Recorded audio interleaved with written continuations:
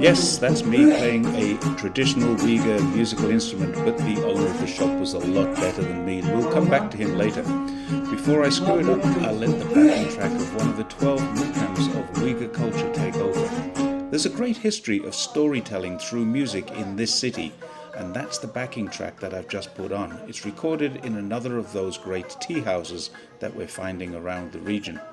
For now, I want to take a walk around the city of Shache in southern Xinjiang.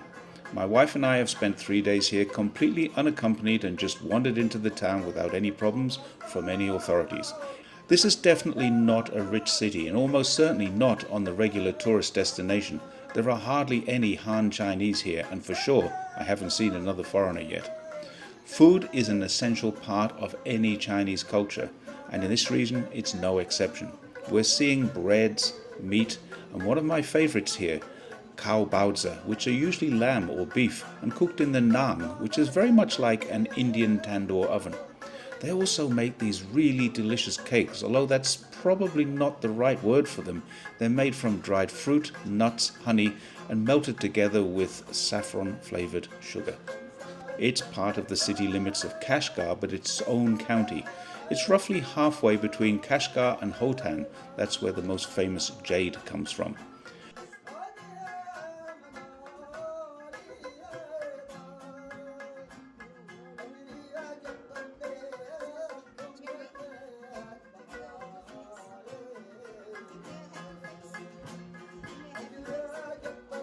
So Audalia ren. Audalia. Bye.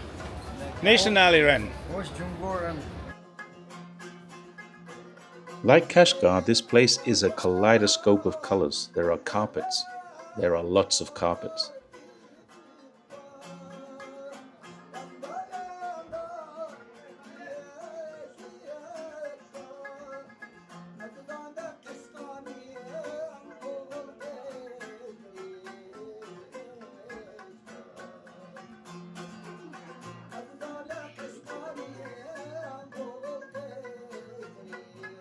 There's a lot of copper, and we chatted to a coppersmith who told us he was 7th generation in the industry. He's an older man, obviously able to retire now, but still making pots in his shop. His Mandarin was poor, so when we wanted to negotiate with him to buy a local style hot pot, handmade in copper and very heavy, he called his son on the phone and we did the deal with him, paying 1,300 RMB for this beauty, including shipping back to Guangdong. That's less than $200.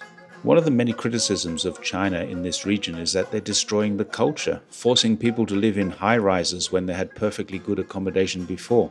Well, that's not true. One of the great things about China is what it's done here, keeping the culture alive in places where people congregate.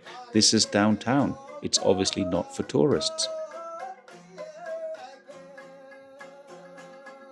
A short walk away, though, there's an entirely different story. Is this a good or a bad thing? These buildings are condemned and people are moving into apartments. The weather here is up to 35°C, that's 95°F in summer, and it drops below freezing in winter. It rarely rains or snows here, but the weather can change dramatically during the day. The road surface is something like I imagine moon dust to be like.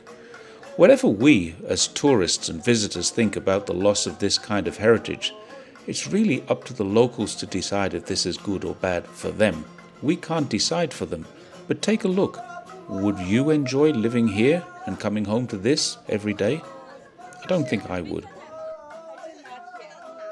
And, just to finish off, here's how it should be done by the master and the shop owner who very kindly allowed me to try a very expensive instrument.